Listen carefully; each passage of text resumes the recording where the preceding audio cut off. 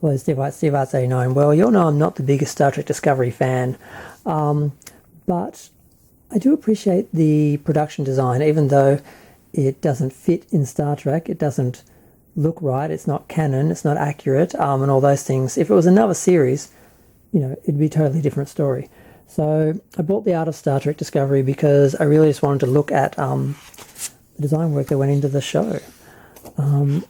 So I just thought I'd do a little look inside, although the shiny paper is really going to be a problem. Now, this is the first thing that disappointed me. The quality of some of the images, when you look at this, it just looks like a really bad, like it's just taken from like a low quality image, like a video or something. It looks like something from like the late 80s or early 90s or something, like on a trading card taken from a show that was produced for TV or something. I'm really disappointed. You'd think a HD, show of this era, made in 2016, 17, 18, would have, not have an image like that. But most of the photography in the book is good, quality-wise. And those are the uniforms, which I didn't mind the design, except the neck. They really needed to get something to hold it down, because in place it looked okay. I didn't mind the design, but it never fit and it always popped out. And here's another low quality image, which they spread over whole 2 pages. I don't understand why. Same here. This shot of the Enterprise and Discovery, which is a screenshot of a HD show, which I think was done in 2K at least, and it looks like a video of Next Gen. I remember when they did cards of Next Gen in the 90s, and a lot of the images were taken from videos and they were really low quality. I'm really shocked by this. See, this is the kind of thing I bought this for, to have a proper quality picture of this instead of the didn't realise the light was on that, sorry. Because a lot of the pictures online that you find of this are not good quality. They're basically this quality. I was expecting more, so a bit disappointed. See that, for example, that's sharp and perfect. I thought all the images would look like that. I think I'm going to have to prop that up so it doesn't do that.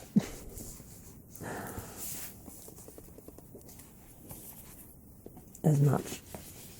Okay, that's a bit better. I'll use my Art of Star Trek book to do that.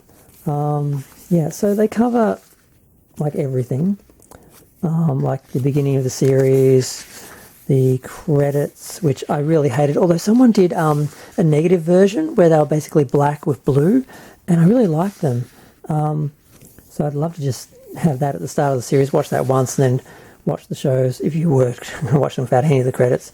Again, image of the Discovery, really low quality. Looks like it's just taken from a video, like a scan or something. It's awful. Then other ones look perfect. So I wish they had some more consistent quality with the images. Like if you don't have a high definition, good quality image, don't put it in an art book. So here we see some Discovery images. Now, some of the production ones, maybe they did them low resolution, but the stills, like the Enterprise and the Discovery that I showed before, they should be absolute 100% quality. Shuttles, never really liked the shuttles. I mean, like I said, if you don't view them as Star Trek, they're good designs, but when you realise they're supposed to be Star Trek and fit into the universe that's already established, it doesn't work. Now, the Shinzu, that was a nice design. I like that. I wouldn't mind having a model of that. I really wish I could get further away from this so you can see more, because there's half of the page there. Yeah, so we've got the insignia. I did actually buy one of them because I thought they looked good. Now, the idea of putting colour on them is interesting. I didn't know they were thinking of doing that. I just have one of the basic ones. Communicators, I love the communicators. Tricoders were okay. They reminded me more of the ones from Star Trek 3.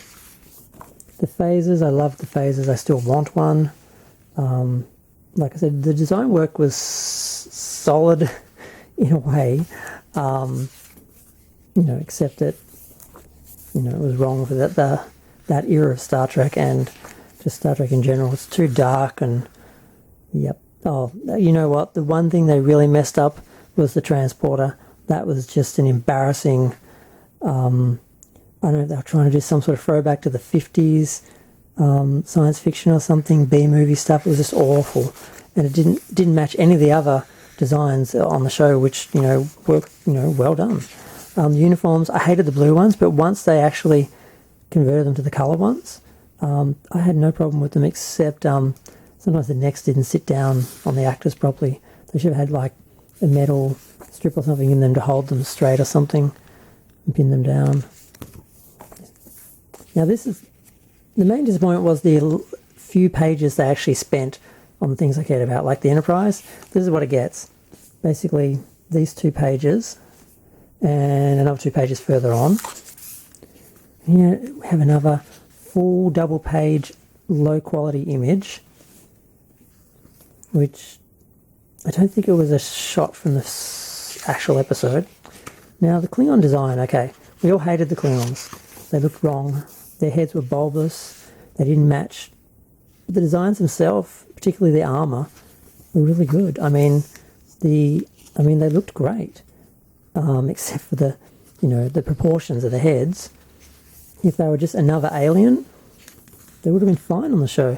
But no, these are supposed to be Klingons, and they're not Klingons. But the detail that went into the armor and some of the other elements, just great.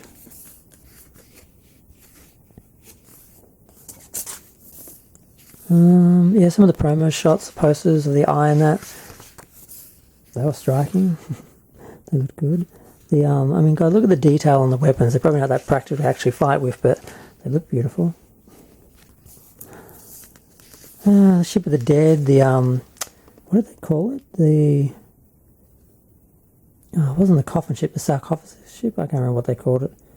But it was a stupid idea because the Klingons just dispose of the bodies. It's a cultural thing. But like I said, if you just made these another alien, which they basically just made up an alien race and called them Klingons, it would have been interesting.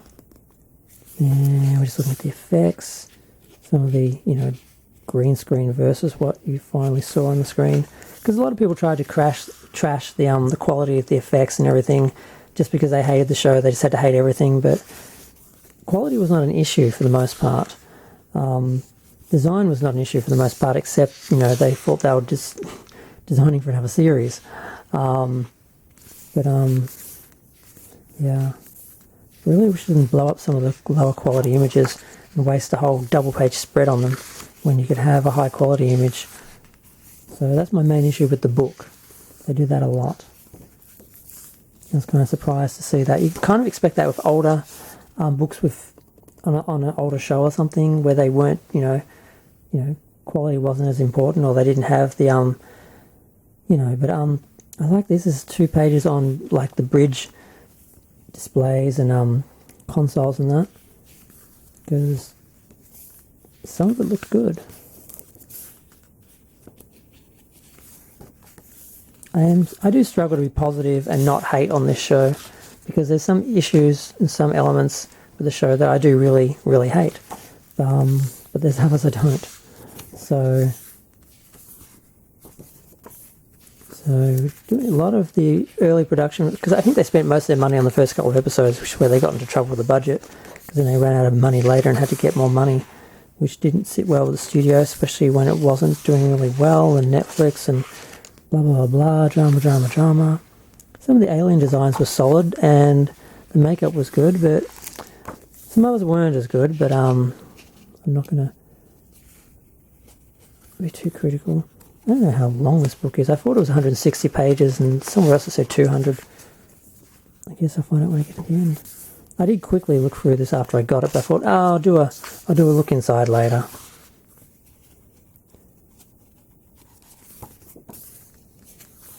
So this is all about Saru's world. Like, I would have liked some more just nice printout, pictures of the effect shots and the final sort of sets and stuff like that, because a lot of this is just production images, and a lot of them are low resolution because they don't, they're never supposed to really be seen.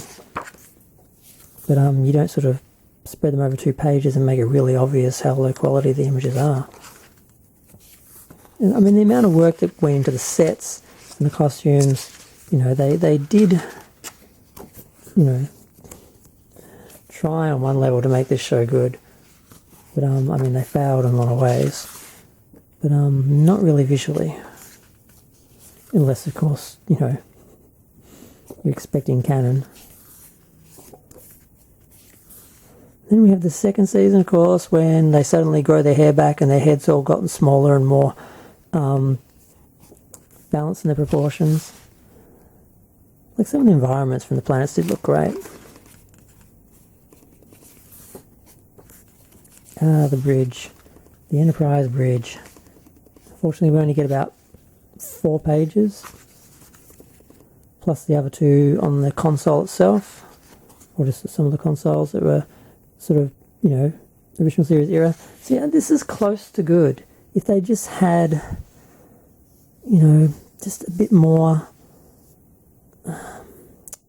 balance, like there's these big chunky parts everywhere, and it's not really smooth and clean like, you know, the original was, and the lights are too bright. When you have it lit like that, it looks okay, but when you lower the lights and all you have is these, you know, strips of light everywhere blinding you, it's really not practical to work in, and you can't look at it and believe it's a environment that people work in. But the overall design isn't bad. It's just some of the details, and then when the way they lit it for the actual set, for the actual shoots.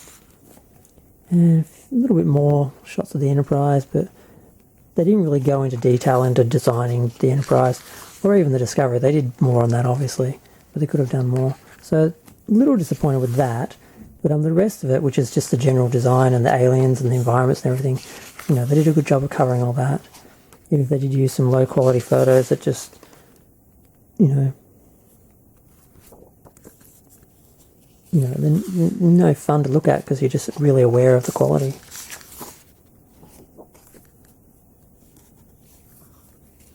I can't believe I've been talking for 12 minutes.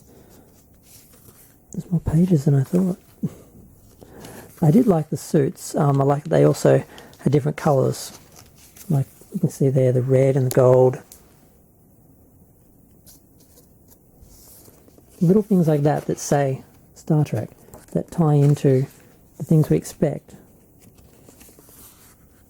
And sometimes, like I said, the set designs weren't bad. It was the colours and the lighting that sort of made them not really fit into Star Trek and the feel.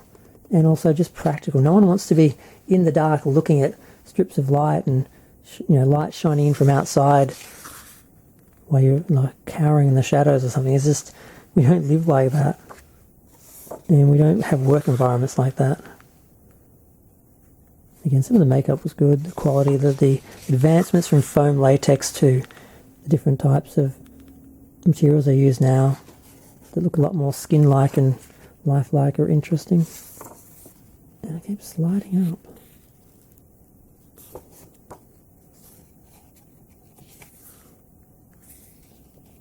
A lot of green screen. You can't tell where it ends and where it starts. That's good.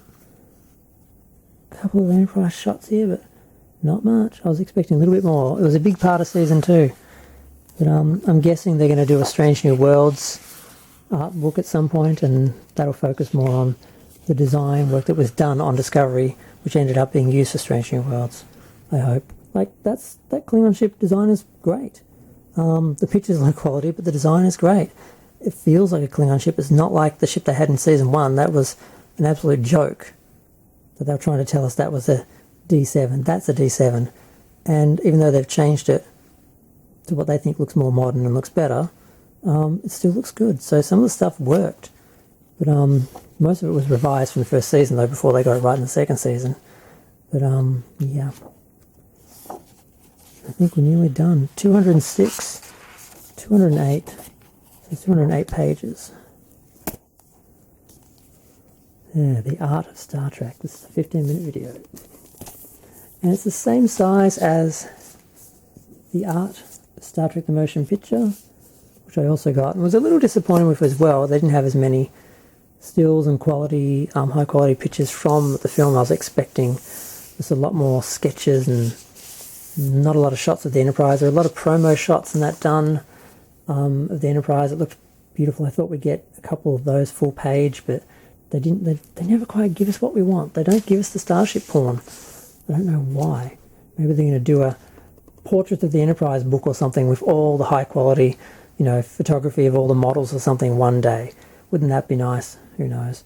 But I also have the art of Star Trek, the Kelvin timeline, because, again, regardless of what the films did or what you think of the writing or the acting or, the canon issues or the intentions or whatever, the production design was solid and it was beautiful and it looked good even for the Star Trek stuff in that film did look good.